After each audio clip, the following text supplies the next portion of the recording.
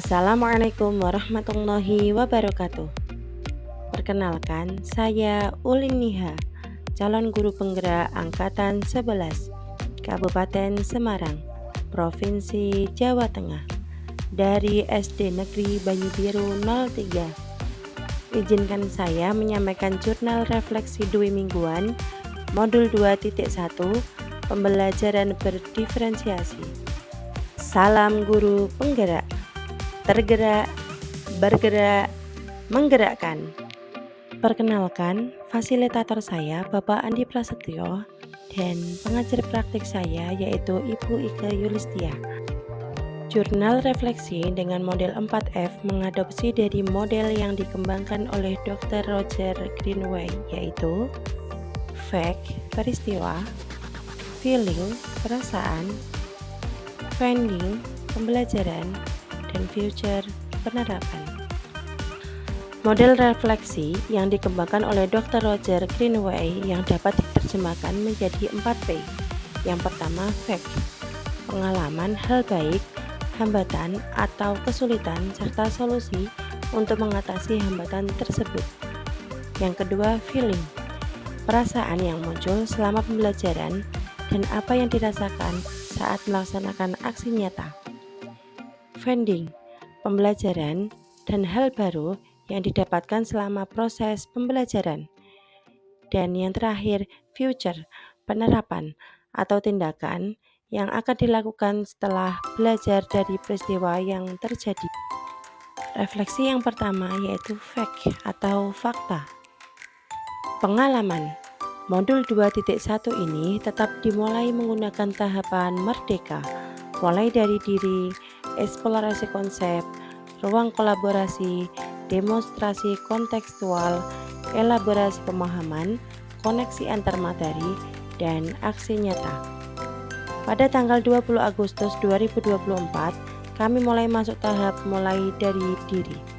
Pada tahap ini, kami menjawab beberapa pertanyaan tentang apa yang dilakukan oleh calon guru penggerak dalam melayani kemampuan dan kebutuhan belajar murid yang berbeda. Tantangan apa saja yang dihadapi dalam proses pembelajaran di kelas, serta tentang bagaimana seharusnya pembelajaran itu dirancang, dilaksanakan, dan dievaluasi. Pada tanggal 21 Agustus 2024, kegiatan dilanjutkan pada eksplorasi konsep mandiri. Di sini kami menganalisis penerapan diferensiasi konten, diferensiasi proses, dan diferensiasi produk.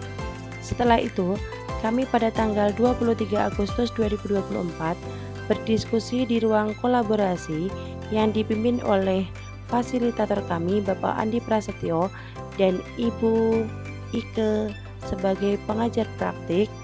Di ruang kolaborasi ini, kami melakukan refleksi kolaboratif untuk menganalisis implementasi pembelajaran berdiferensiasi. Selanjutnya, kami pada tanggal 27 Agustus 2024 melakukan demonstrasi kontekstual. Lalu, pada tanggal 30 Agustus 2024 mengikuti sesi elaborasi pemahaman bersama instruktur Bapak Imade Edi Juniawan.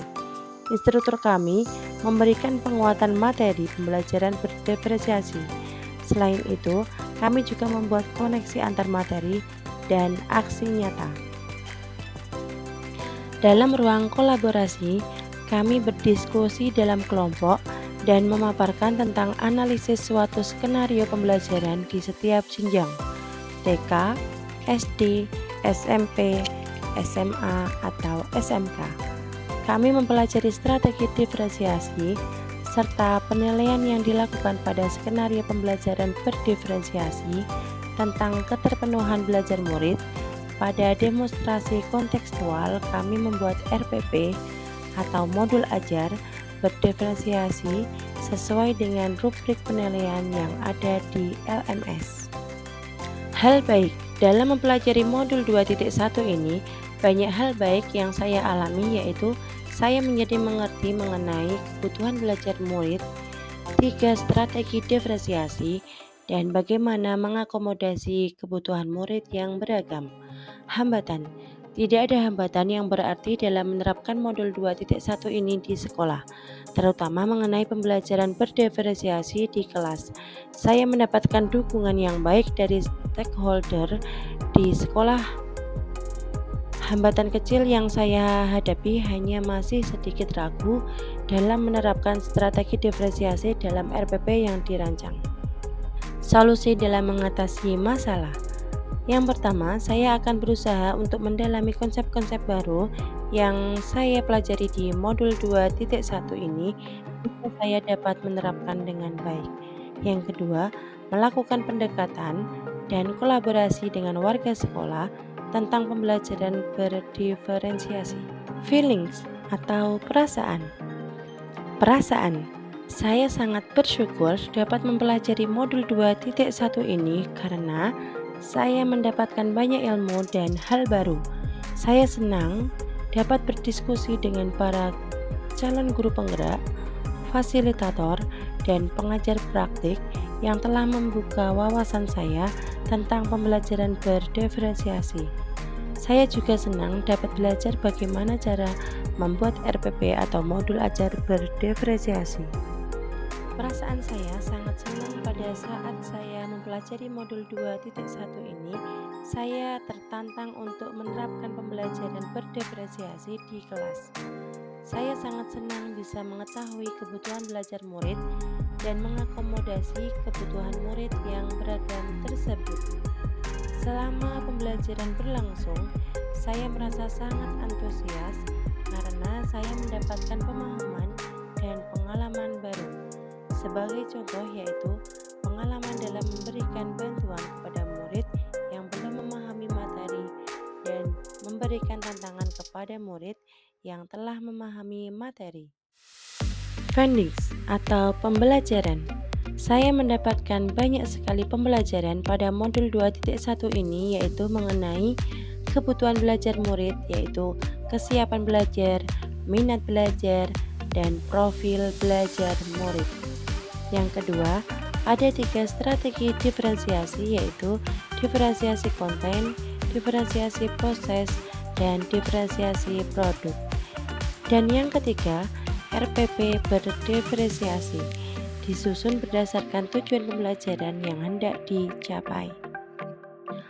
Ilmu yang saya dapatkan dalam modul 2.1 tentang pembelajaran diferensiasi membuka mata saya bahwa saya sebagai pendidik harus memperhatikan karakter murid yang beragam, potensi dan minat murid yang berbeda dengan memberikan pelayanan yang berbeda, sehingga murid dapat belajar sesuai fasenya, serta dapat belajar dengan aman dan nyaman.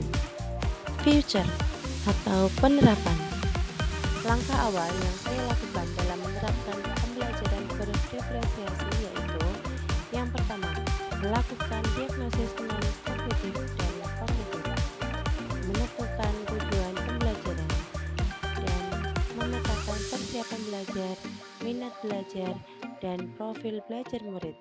Yang keempat, melakukan berdiferensiasi konten, proses, dan produk.